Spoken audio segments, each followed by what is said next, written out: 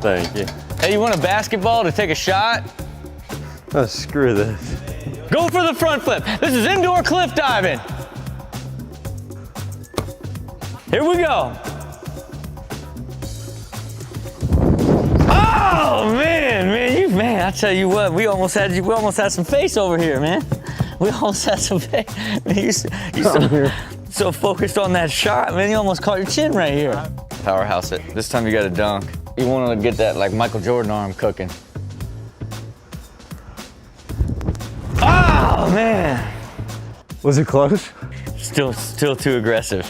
What do you do with your old stunt cars when you break a world record for jumping a car backwards and kickflip one? I guess you just keep them laying around your warehouse. And of course we've got the world's largest skateboard. This thing is just like a piece of art, you know? I'll probably put this somewhere and build a house around it one day. Isn't it going to be pretty difficult to transport? It's always difficult to transport. So tell me about this office. So this is all my signature skateboards, the first little Rob board from when I was 16. The one in the corner is actually the Ohio flag. That was after about 1.5 years of me being out of Ohio and me thinking like, I love Ohio, man. And then I went back to Ohio after 2 years and was like, I'll never live here again. This place is crazy. These are just my current shoes. This is the RD Grand that just went into market. This one, this is the RDX, kind of based off my 10th shoe. Can you give me a quick skateboarding tip? You wanna know what? Screw a tip. We're gonna grab this board and you're gonna go for it, man. I don't even know if I've been on a skateboard before, Okay. Maybe once in my life. Okay, so you're gonna get hurt, but it doesn't matter, right? Because that's what life's about. Falling and getting back up. You're gonna go for it right now. Do I just stand on it? Whatever way feels natural. From the looks of it, there may not be a natural way. Stay centered now. Stay centered. Stay centered. Stay centered now. Oh man, that was not staying centered. I want to go again. Okay, that was thinking you needed to lean back when you don't got to lean back. Thinking I want to catch myself before I fall. Yeah, you don't really... want to catch yourself. You are planted in the middle of that board. You stay centered. You lock into that center. Nothing can stop you now. Nothing can stop you now.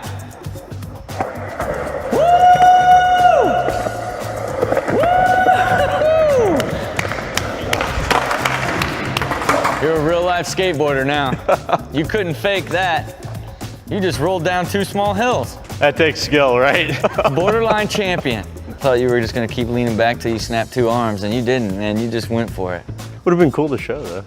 There was a small part of me that thought it'd be fun if you ended up on ridiculousness.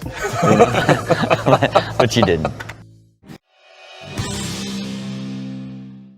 Explain how you really got involved in business in the first place. Man, I like to say that I was raised by entrepreneur wolves, right? My very first experience when I got into skateboarding was meeting a 19-year-old kid who owned the local skate shop who kind of gave me my first break. And he was super entrepreneurial, and I used to spend a lot of time with him when I was 11, 12, 13 years old, and he was starting company after company and store after store, and then all of this distribution company and all this stuff. And then the people I was closest to in skateboarding then moved back and started a company with him in Dayton, Ohio. And now it's like, and then my other pro skateboarder friend was also started his own company, and this has all happened between the ages of 11 and 15. So it was, to me, this is just what you did. But what about seeing that really got you interested in it? It was just something that was a part of me that I just started creating companies and going for it at a very young age, just thinking that's what I was supposed to do. Well, and you've referred to yourself, in recent days as a serial entrepreneur. How about what now do you like about starting companies? Oh man, it's like, this day and age now, I believe there's rules and processes, both diligence from a financial side and diligence from a brand and creative side, that all need to come together before you would even consider doing a company.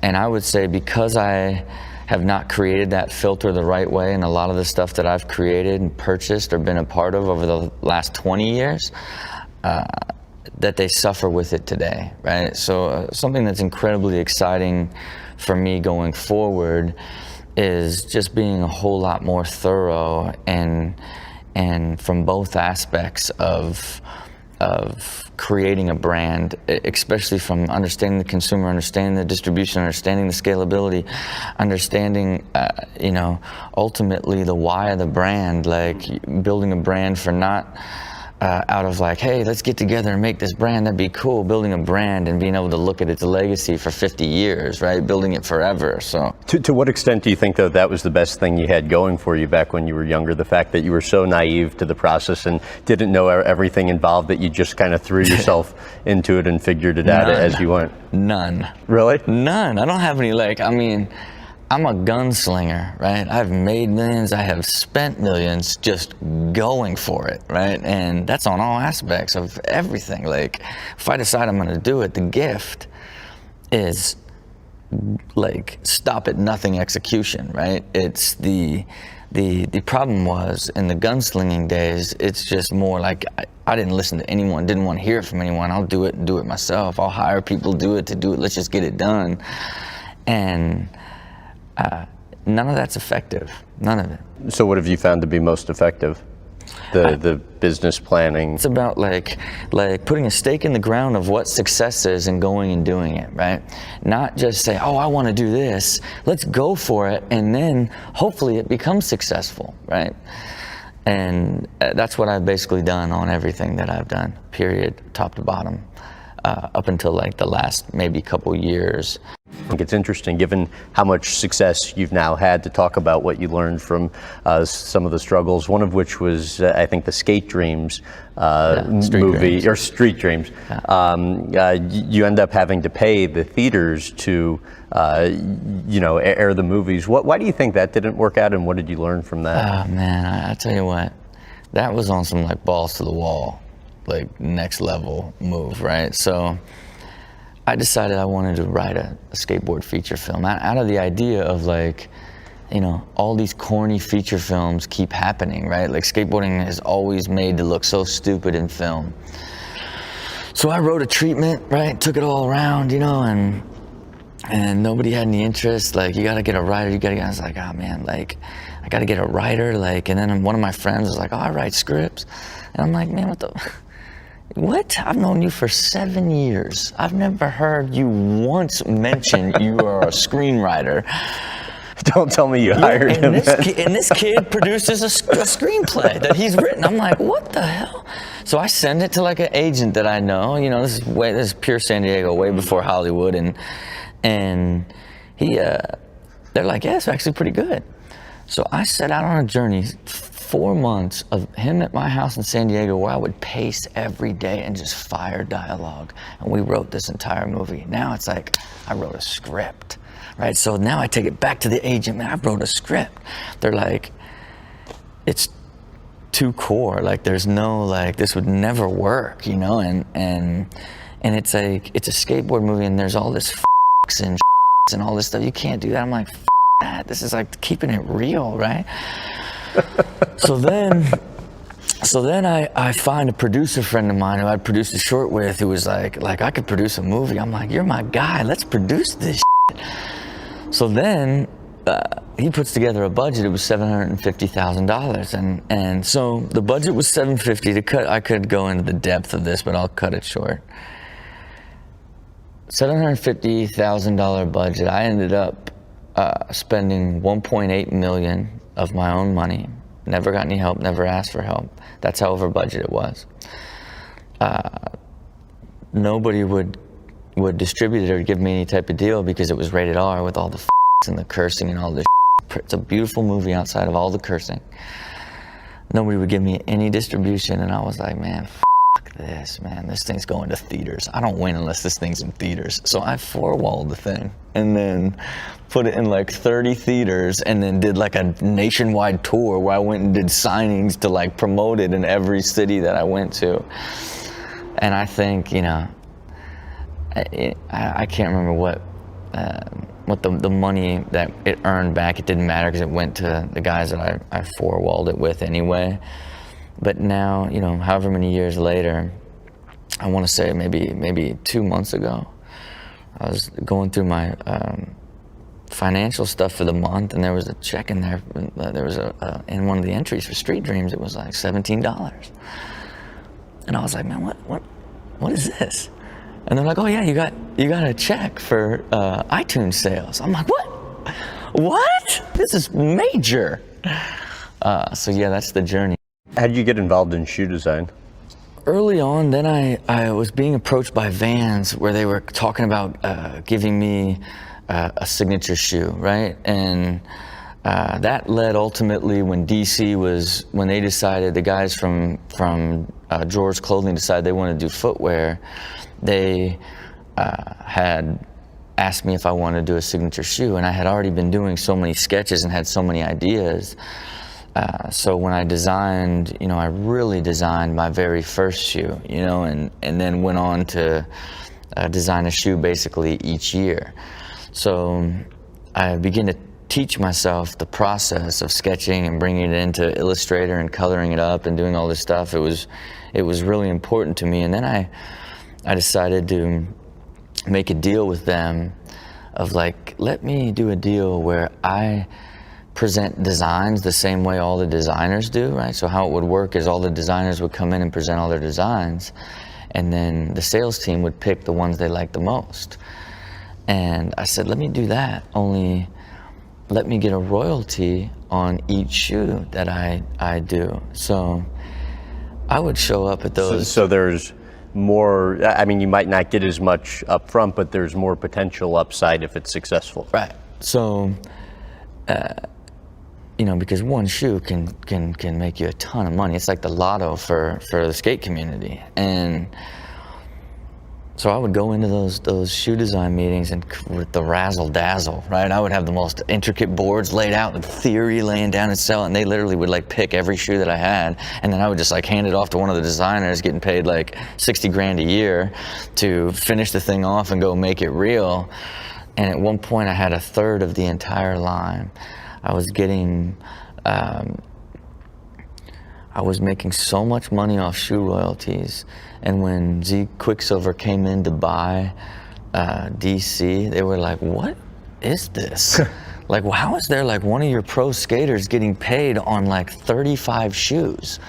And they're like, oh yeah, we made this deal with him. So part of when they sold the company to Quicksilver is like I had to completely walk away from designing anything besides my signature product. Really? Yeah. So, but at the time I was just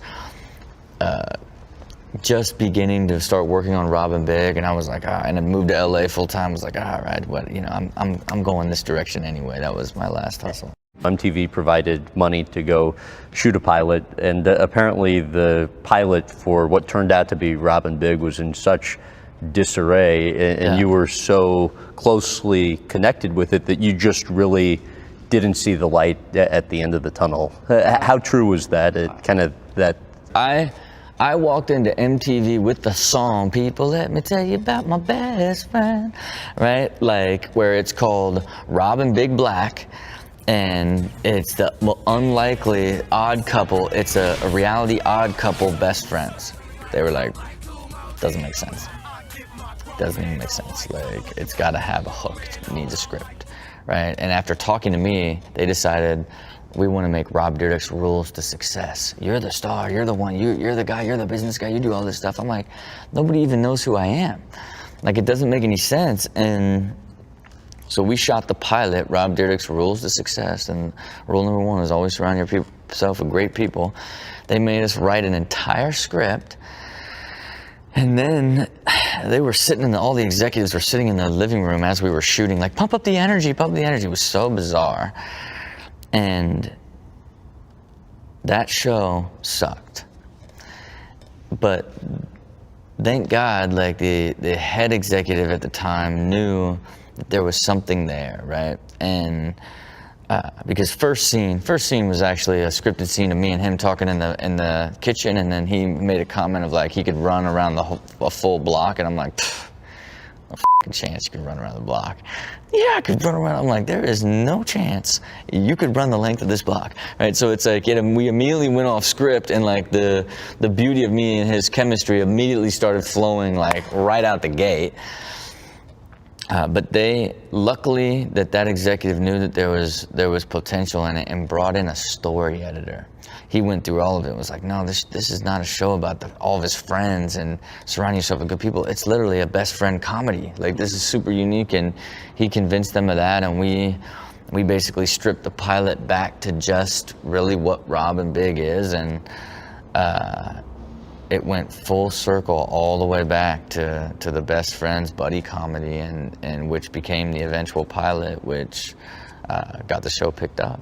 So you're and it ends up turning into a highly successful show, Rob and Big. You have a hit MTV show. Things are going well. Then 3 seasons in, it ends up ending really abruptly and prematurely, because I guess friction between you and Big Black. How difficult the period was that for you?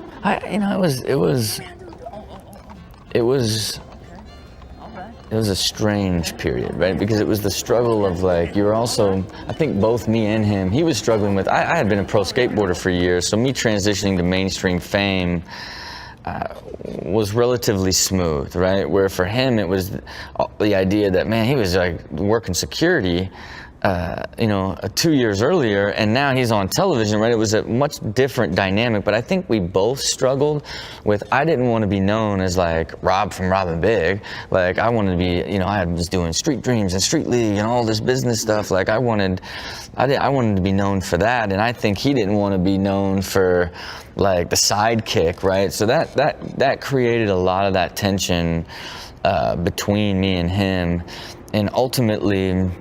And also, I mean, wasn't there like a financial end too? Because I mean, while you're viewed as kind of equals on screen because you're co-stars of the show, I think were making more money than him. Well, he thought that was unfair. But also, really. In that era, we were paid the same in that era. Yeah. Okay.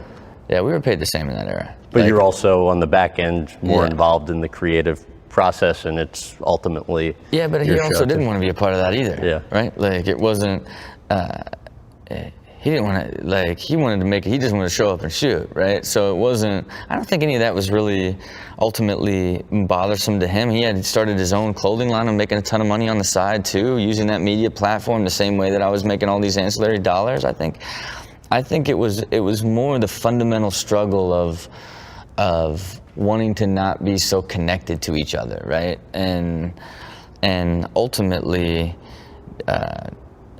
after we had a big blowout creatively over like an idea, because he knows I would write all the ideas, and then he was going at me by saying this idea is whack, right? So because you guys had to stop shooting even at times because things got so tense between. Oh my God, things were so tense at certain times. It's funny now that I think about it, but we literally would film some of the funniest things that we have ever done, and like we'll be losing it and then we'll walk away and not talk to each other.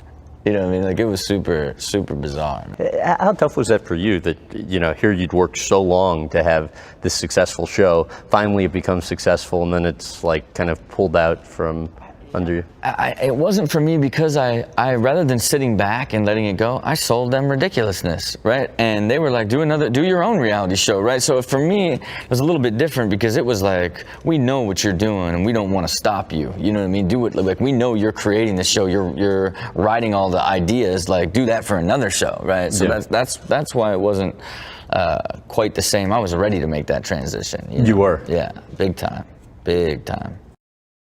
The Fantasy Factory, where we're doing this interview, was the setting for much of Rob and Big and the latter, Fantasy Factory series. You could kind of creatively place products in here that you own or have an equity stake in, and have them appear in the show. And you had to, I believe, work that out with MTV to get the right to do that. How difficult was it to work it out? Well, the reality of it was I was so ahead of my time that I tricked them, right? So you tricked them. I tricked them, right? So the reality of it is Rob and Big was this great success, but I didn't want Rob and Big to define me, right? So at the time I was like, I'm not doing it anymore. I had sold them ridiculousness during the final season of Rob and Big.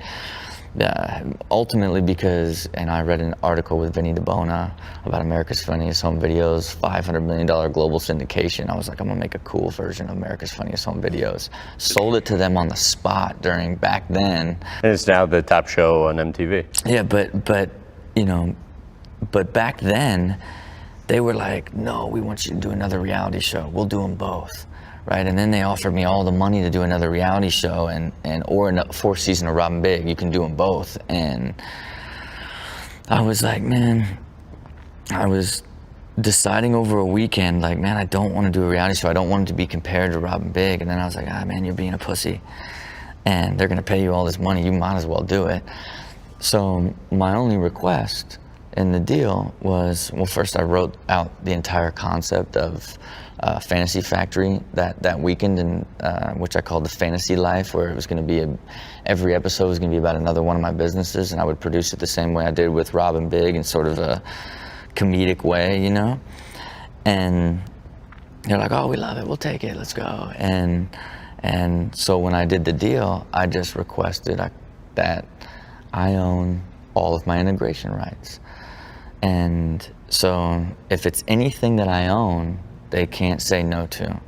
If I carved out every brand that I had, they couldn't say no to. And then when it came to big potential corporate brand sponsorships, we were 50-50, meaning they could never put anything in, and I could kill anything they could kill somebody from me, right? But the problem is since I would write everything, I would write these immensely intricate integrated brand partnerships with their advertisers.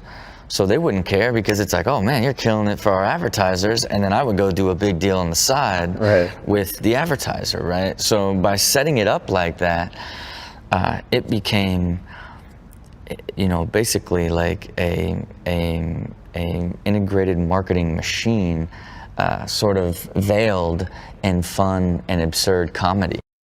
You recently said you feel like you're getting too old for MTV, yet you just signed a massive 140 episode deal. Yeah. So what happened there? I think the reality of it is, for sure this was the last season of Fantasy Factory, right? Shot the whole thing, broke the world record, jumped in the car backwards 90 feet, like, oh, did it, like did a whole like show, did like a singing speech to say goodbye, hour-long special. And then they're like, hey, like, will you do it again? Will you do one more? And I'm like, no, right? Because it comes out, and then like Ridiculousness and Fantasy Factory together just had done so well. And, for MTV in general, it wasn't on purpose, but I was kind of threatening them, not threatening, but basically saying, like, I don't want to be on MTV when I'm 40. I don't want to be Kurt Loder. And, as we were talking, right, when they wanted me to do, they're like, do Fantasy Factory again. I said, man, like, honestly, it's going to have to be so much money that I'd be stupid not to do it. And then a couple weeks later, they're like, how about this? I'm like, okay, when do we start? But ultimately I said, look, let's do one big deal. Because the big scary threat for them was I'm walking away from Ridiculousness, right? Because this would be my last season of Ridiculousness. This next one coming up contractually, and so the scary part for them is if I walked away from that, because of what sort of a monster that is from the amount of revenue it generates, because it rates 24 hours a day. Don't matter if you play it at 9 a.m. or play it at 10 at night, it's rating. And so I said, I'll do one big deal if we open up everything, and this is sort of like this is Rob's run into 42, to do the rest of all this stuff. And they were like, absolutely, let's go, and it was, it's obviously the most significant financial deal I've ever done in my entire life. And it was painless and cool, I negotiated it one-on-one with the top people, and without dealing with lawyers or or agents or anybody, that's the relationship that I built with them over the years, that it's ultimately anything and everything that I want to do at the network or potentially in the future. I talk to the people that make the decision all the way down to how much I could bully them for money, and so as much as I would like to evolve into just being a pure businessman, which I enjoy so much more, I'm gonna be on TV for a while here. Explain the role that your sister's boyfriend played in you getting involved in skateboarding in the first place. Well, I think I looked up to old Jason Hayes so much, right? And he was just a cool dude. What's his name? You got to give him a shout out. Jason Hayes, the great Jason Hayes. But he showed up one day to school and he had 4 bandanas on his right leg, 4 on his left, 4 on each arm, and 2 spiked belts across the waist and chest. And I was like, coolest dude I've ever seen, right? And he just started skating. And I was like, man, like he moved up and out of my school, and I took over the legacy of the 16 bandana game and bought my first skateboard from him, and he was the leader of the skate crew, the Street Rats, and they wouldn't let me in the Street Rats even though I had gotten so good so quick, so I had to form my own crew, and that was the Wild Grinders. And that was, I remember looking in my mirror in my bedroom, and I had a One Wild and Crazy Guy sticker on my mirror, and I was like, Wild Grinders, all right, that's me. At 11 years old, that's when I became a Wild Grinder. And how much time would you spend while in school thinking about tricks you wanted to do? Man, I don't know. Have you ever read the book Outliers? A little bit of it.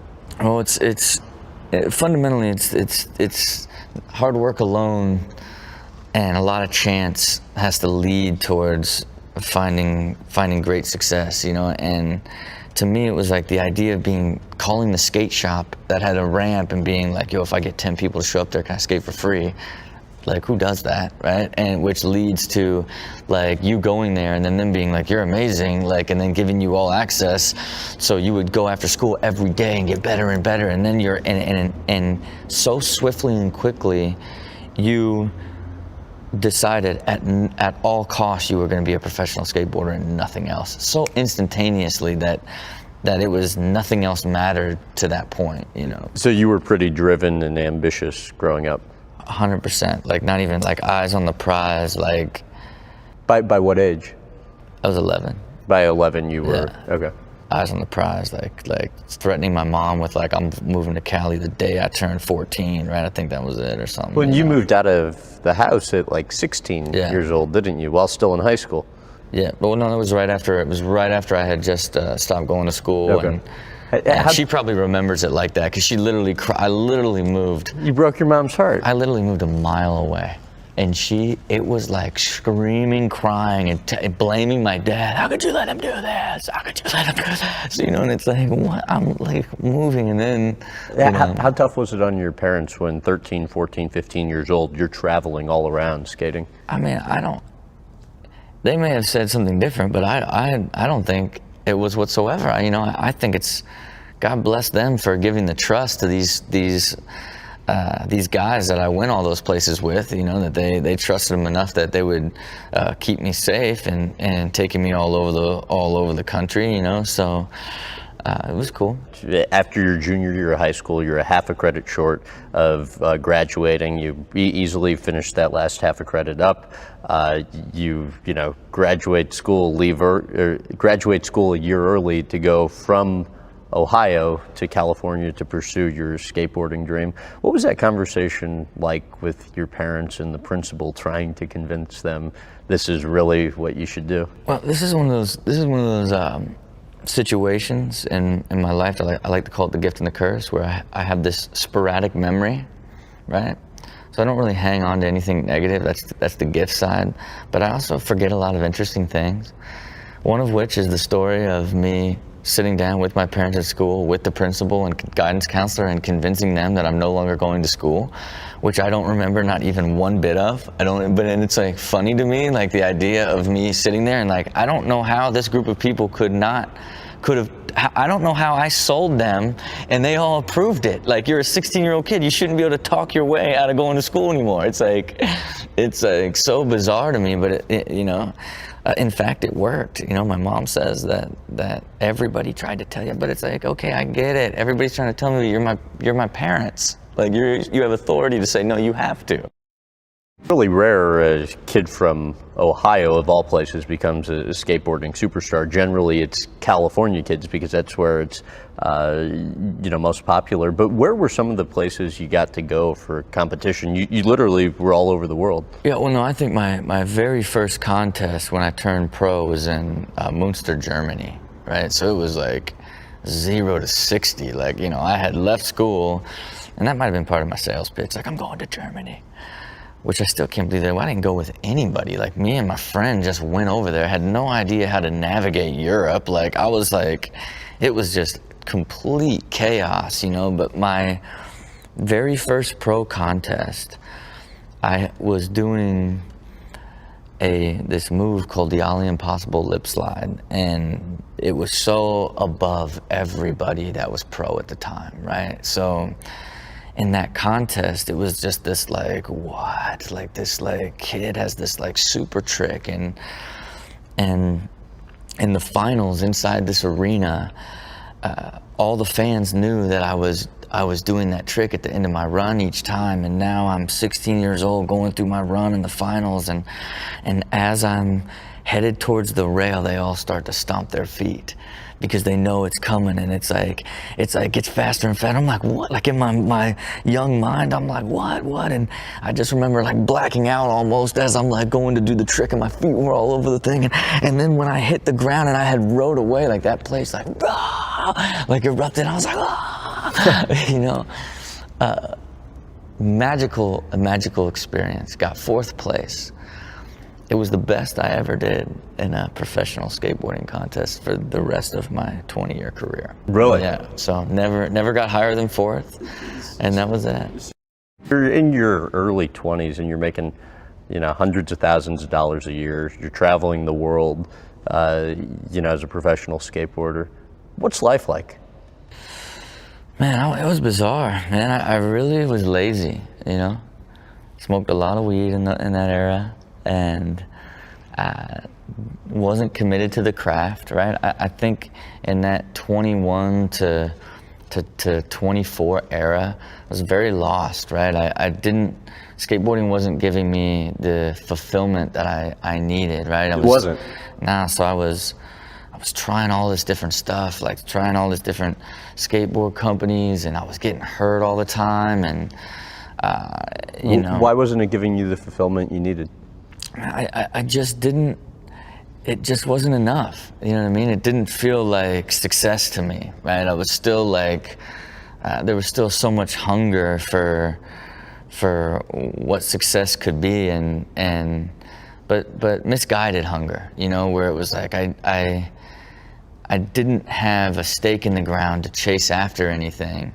And it really wasn't till, you know, I had a couple shoes now, right, and made some good money, and I'd begun designing the shoes, and at the time, you know, Ken Block in DC, I was 24 years old, and they were basically like, you know, your best years are behind you. We appreciate what you've done for us over the years, and we think we're going to give you one more shoe and give you a 2-year contract to basically say thank you, and we think you're done. And how did you take it? I remember sitting in there and looking at him and being like, man, I know it's not lip service, I'm not saying to say it, but in 2 years I'm gonna be a completely different person, and there's no way that this is that I'm done, and that this is the end, and I'm not even gonna say it, I'm just gonna prove it. And I literally like left that place, started searching for hypnotists, right? And found the hypnotist, the great Dr. George Pratt, who wrote a book called Hyper Success, right? Unleashing like your true inner belief that you believe you are meant to be successful. And I got hypnotized for success. And then literally in that 2-year span, became the best skateboarder of my entire career, but also to the very top of the industry. And then from that point on, only signed 2-year deals with DC for the next 10 years, because I was like, no, 2 years from now, you're gonna pay me even more, and 2 years after that. So I wouldn't even sign. Everybody was signing 3- and 5-year deals. Up until 2 years ago, I signed a 7-year deal. Up until that point, at 38, I had only signed 2-year deals because of him telling me, like, we're gonna give you 2, we think we're hooking you up. And so now it's like, and now it became the benchmark of, no, every 2 years I'm going to be so much better and bigger than I was the previous 2 years, which. So this hypnotist that you went to, you really believe this hypnotist was responsible for, or played a critical role in you becoming successful? I believe so, yes. Why? I think it's understanding the period where you were in your life, and then ultimately, why were you so scattered for so long? Why were you so lost? And why did you spend 3 or 4 years like desiring and wishing rather than working? And was it just that conversation of doubting me and someone questioning me that really turned on that much of a fire? It seems unlikely, you know. And to then go through that process and go through this idea of only working on embedding subconsciously that you believe you were meant to be successful, nothing more, nothing less. And then you go and you make a run like I made. It's hard to believe otherwise, that it didn't have some sort of grand connection to it, you know. I'm going to go through some of the injuries that you've had over the years skateboarding. Why are you only able to play video games for a short period of time? Well, that is true. I blew out my thumb, hurt my thumb real bad, and it had a cast, and it was like so annoying when I was trying to skate, so I cut the cast off, and now this thumb's down. Right, like this thing, it gets so, it's like arthritis, like immediately. If I try to play video games for 2 minutes, it just fades. Really? Yeah, it's sad. So what happened when you tried to switch a 5.0 the 9 at Beverly Hills High School and slip? Am I saying it right? I don't even know what the hell that is, but. Oh man, you're blowing my mind right now. Well, have you ever been hitting the shin really hard? No? I don't know. Man, damn, okay. Man, I'm the least athletically gifted person there. Okay, well, this is what happened to me, right? We call it getting popsicled in skateboarding, where I basically jumped off of down 9 stairs and landed on the skateboard to where it went literally directly into my anus, right? Now, the pain was so intense and psychotic, and I had this vision. There was all these kids there, and my vision was like laying in a hospital with my feet up over my leg, feet up like this, and someone stitching me away here, right? was the vision that I had on the ground there. But it ended up being just like what happens when you get hit in the shin, where the pain just kind of dissipates after a little bit, and there was no real damage, right? So that is what we call getting popsicled. You do never, ever want to have that happen. So explain the issue with the sprained ankle. You know, I think in what I believe, like in that era, there was so much pressure on me to be a skateboarder that I started getting hurt became an outlet, right? Where it was like, oh, he's hurt, he can't skate. Like, you know, why isn't he producing like footage and getting photos? Like, oh, he's hurt again. Oh, his ankle's bad. Oh, you know, so it became sort of this sort of thing, and it eventually built up a bit of a bone spur, right? And then I was doing a trick and the bone spur broke off and lodged in the joint, right? Which meant I had to get immediate surgery to get it removed. But once I got out of surgery, and it was intense, man. It was like, I mean, I lived by myself. I had no help. Like, I woke up in the middle of the night. It hurt so bad. Like I was on, like chewing the carpet, like grabbing for like the painkillers they give me did not work. I literally stayed gripped to the floor for like 12 hours in pain.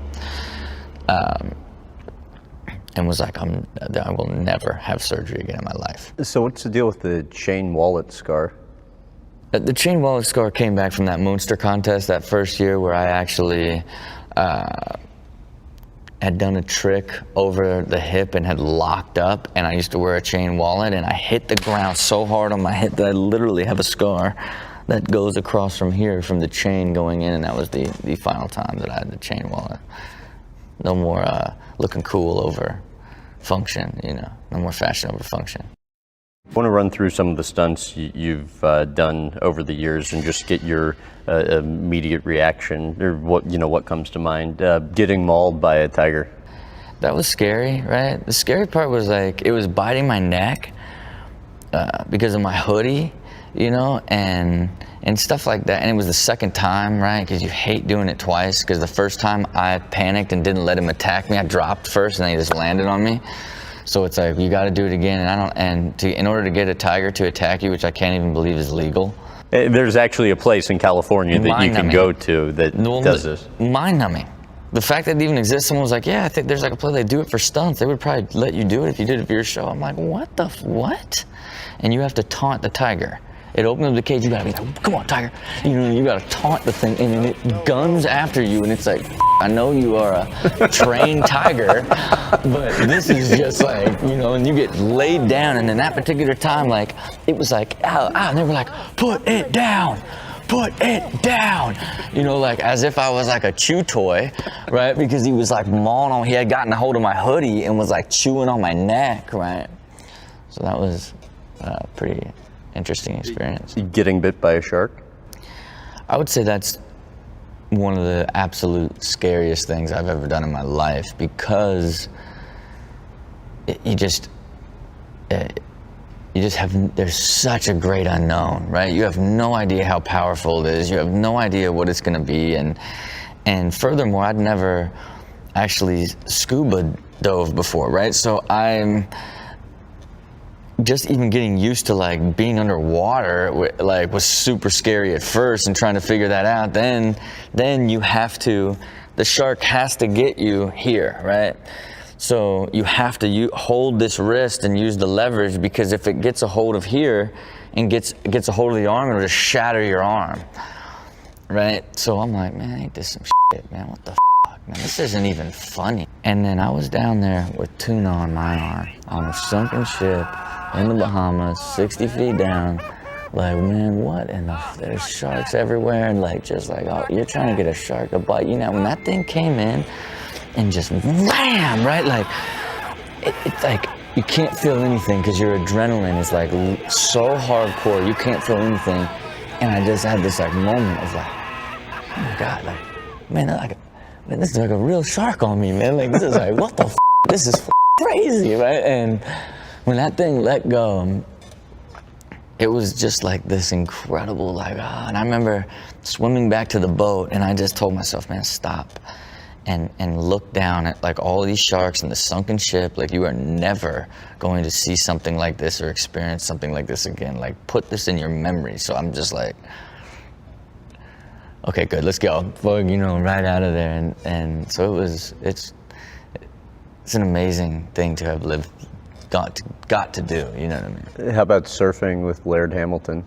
That was the only time that I really almost died, right? It looked like you got beat up pretty good there. I'll tell you what's great about that is gnarly people like Laird Hamilton, right? They're lacking, there's a self-protective gene that you have that most people instinctually self-preserve.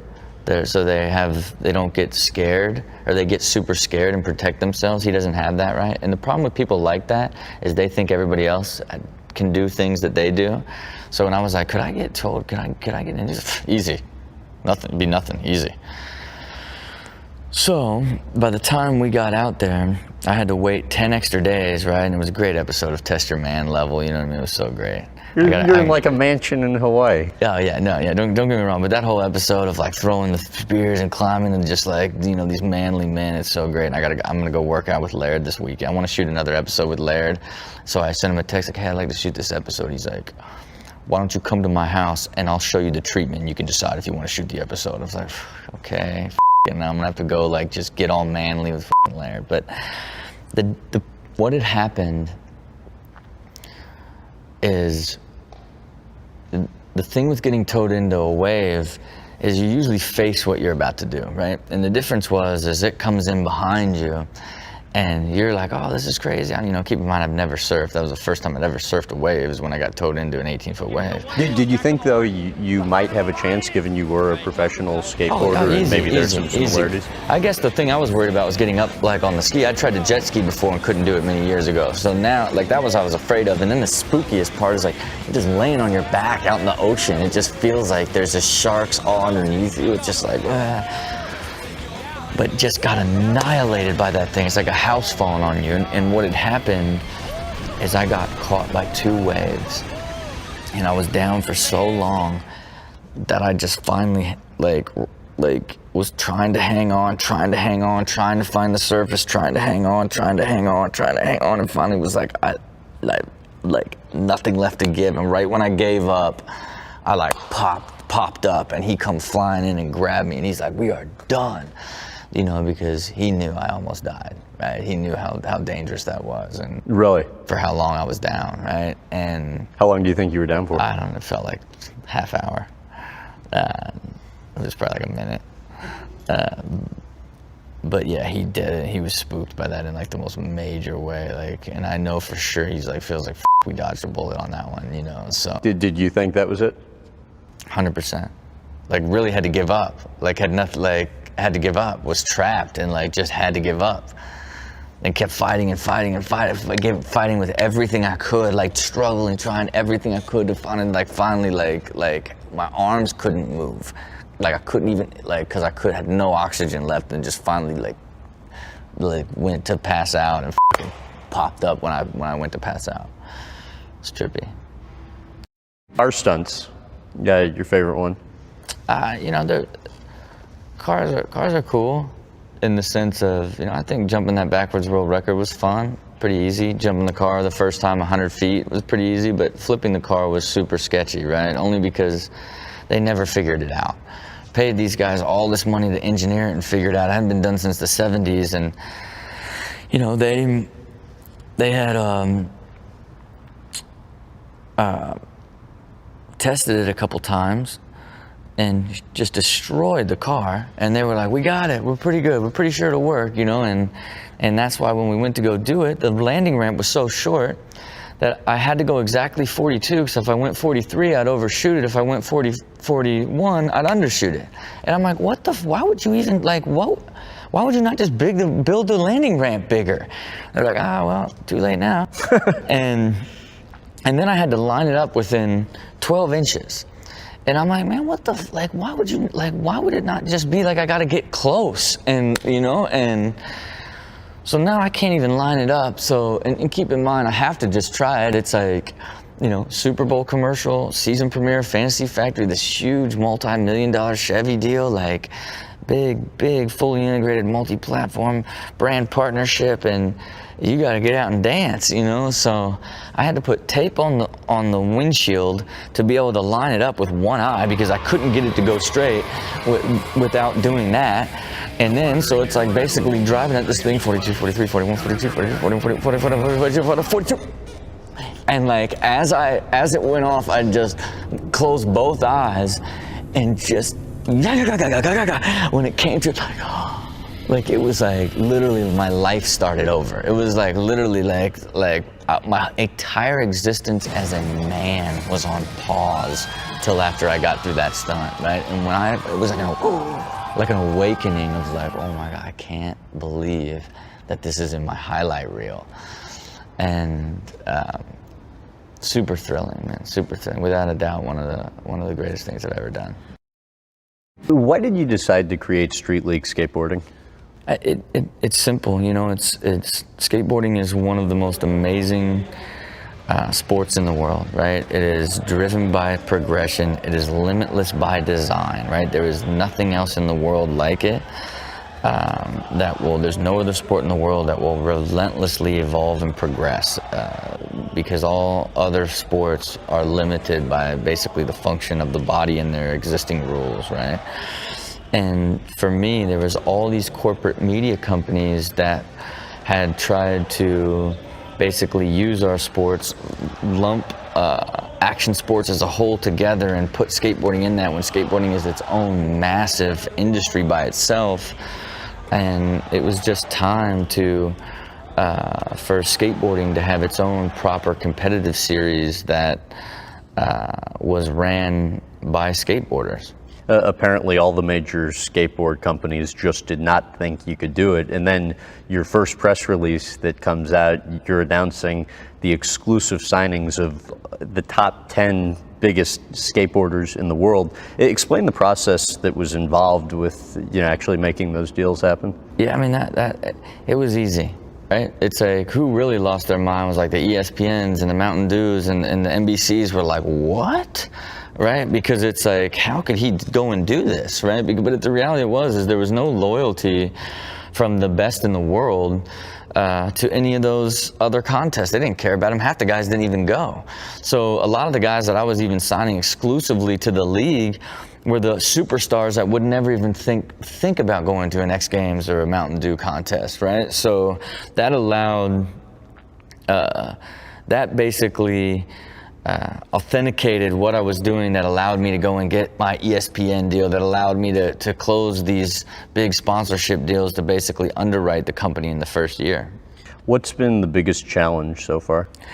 Man, I think every aspect about it has been an incredible challenge, but it's the idea of creating a sports entertainment property that can scale and draw in a crossover audience while maintaining the authenticity for your core audience, right? It's a